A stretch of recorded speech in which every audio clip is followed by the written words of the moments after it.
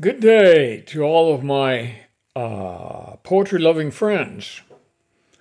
Today's program is what could be called a social critique session. But really, I think it is an attempt to show what goes around comes around, as the old cliche says. As an aside, I know that while we all try to avoid cliches, we have to ask, how does a word or phrase get the title of cliche?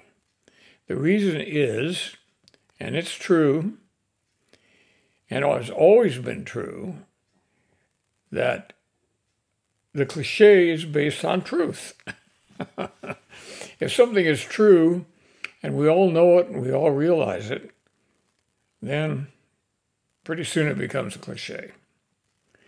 A lot is happening on the political stage lately that has caught the public's attention, which seems to be resulting in a drop in poll numbers for the party in power, an embarrassing skedaddle from Afghanistan, big city prosecutors who refuse to prosecute criminals, open borders with the arrival of nearly 1 million immigrants from all over the world, a threat to massively increase taxes, and the appearance of rapid price inflation.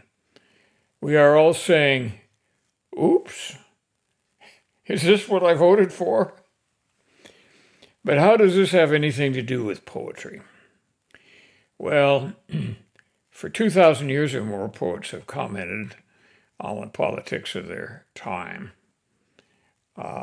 Started with the Greeks and the Romans, and there was nobody who talked more about politics than Alexander Pope, and some of his aphorisms still survive to this day, although if you try to read Alexander Pope's couplets about the politics of his day, unless you are a complete political expert about that era, you won't know what he's talking about. So there is a risk in writing timely poetry. That is, this time will pass. But I started looking for some poems from the past which ring true even now because of the basic principles that they contain. And then I found several of these, and I'm going to offer one of my own of more recent vintage as well. But W H Auden, of whom we've all heard, was one of the best and most prolific poets of the years roughly from 1930 to 1960. Here's a poem of his which sounds like a contemporary satire, but actually it was written many decades ago. This poem is in a book that I bought way back when I was in college. It's called Collected Poems, Collected Short Poems of W H Auden. The collection runs from 1927 to 1957. And incidentally, this book, which is actually pretty thick, cost me the princely sum of $3.95 when it was new. Don't you wish you could buy a new book of anything for $3.95 today? But let's look and see what he wrote back in that era.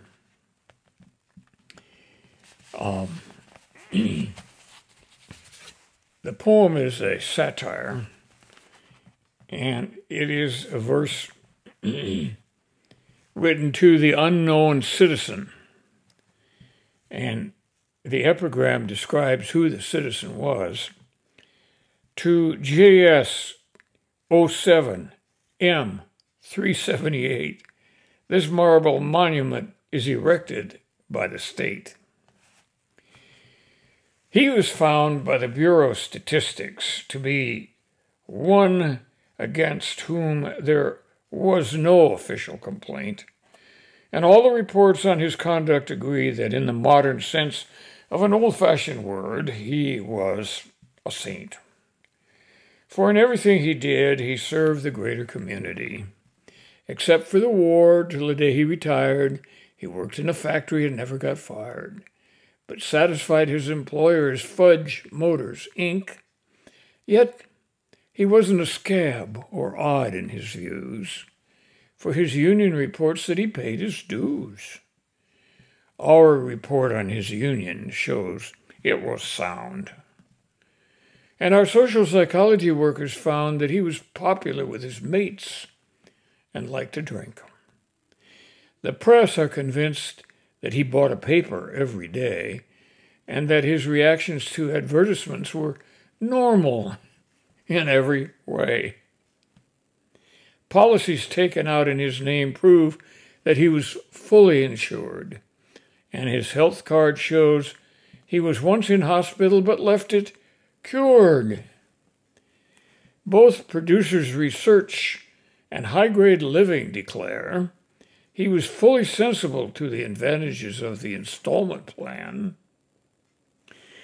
and had everything necessary to the modern man: a phonograph, a radio, a car, and a Frigidaire. Our researchers into public opinion are content that he held the proper opinions for the time of year. When there was peace, he was for peace. When there was war, he went. He was married and added 5 children to the population, which our eugenist says was the right number for a parent of his generation. And our teachers report that he never interfered with their education. Was he free? Was he happy? The question is absurd.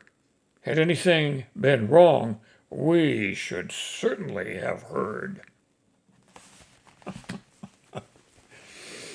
Does that sound familiar in some ways, even though the language is a little different than it might be today?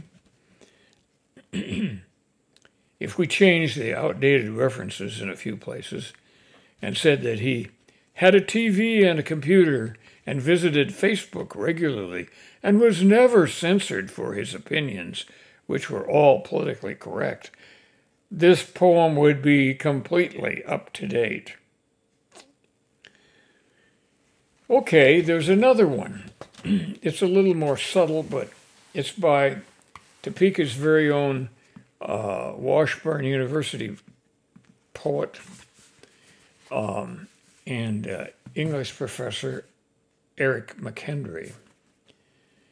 And the title of this is Found Poem. And the assumption might be that it was found somewhere in the wreckage after what the poem describes has already happened. They are coming like a thunderhead. They're darkening the eastern plain. All afternoon we've watched them spread across it like a Pinot stain.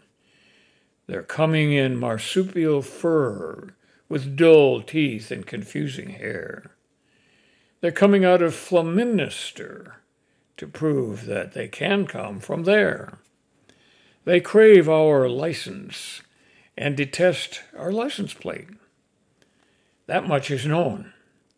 They misidentify our crest as a corruption of their own. They're coming for the final word. They'll enter by a guardless gate.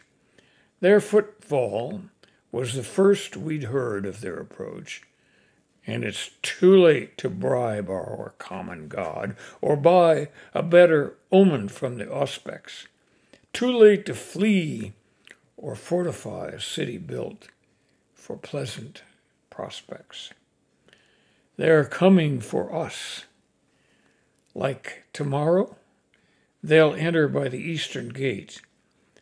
They've got their history of sorrow. They want us to participate. I think that's a pretty profound poem, and I'm very happy that Eric has graced us with it.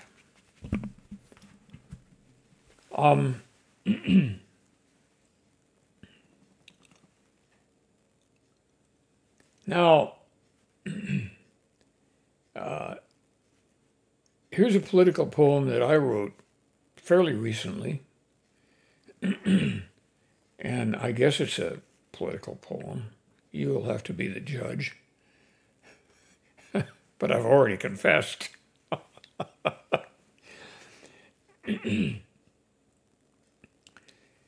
Poets strive to keep their poems timeless, don't they?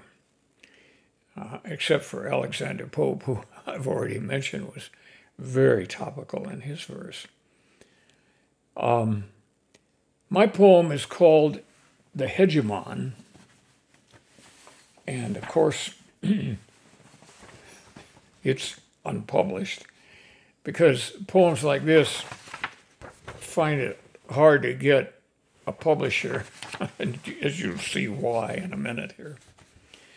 It's called Hegemon, and I think we all know what hegemony means. Hegemony means control over people and places, and a hegemon is somebody who does that. He was it, alone and boss of all, who must, in some sense, answer to his call. He was it. He didn't know it then, but every word soft scribbled from his pen was made into a law. It just seemed easy, his theme. Meet the press, then go get ice cream. Tonight we'll be truly merry on our way to get strawberry. What about the guns with bad teeth and black beards? It didn't take long for him to know he didn't want advice. He knew it was hard for him to tell the good from bad. His own whim was best, and came at a cheap price. Those beards with bad teeth and guns, I think from them I'd rather run, he said. The people never knew how stubborn he could be until $1 trillion were trashed away. And now this ice cream lover could see the price of ice cream doubled in a day. Okay, well, that's it for today. And I'm sure you can figure out who the hegemon is in our world of today. You're on your own when it comes to voting, but we all need to remember that choices have consequences. Ooh, is that another cliche? Maybe. But it's true. Tune in again next week. I'm going to read some poems completely unlike those of today. What are they? You'll have to tune in and find out. Regards to you all. I hope you will see me next week. Bye now. This is Jim Ransom for Morning Jim, and I'll say goodbye for 1 week.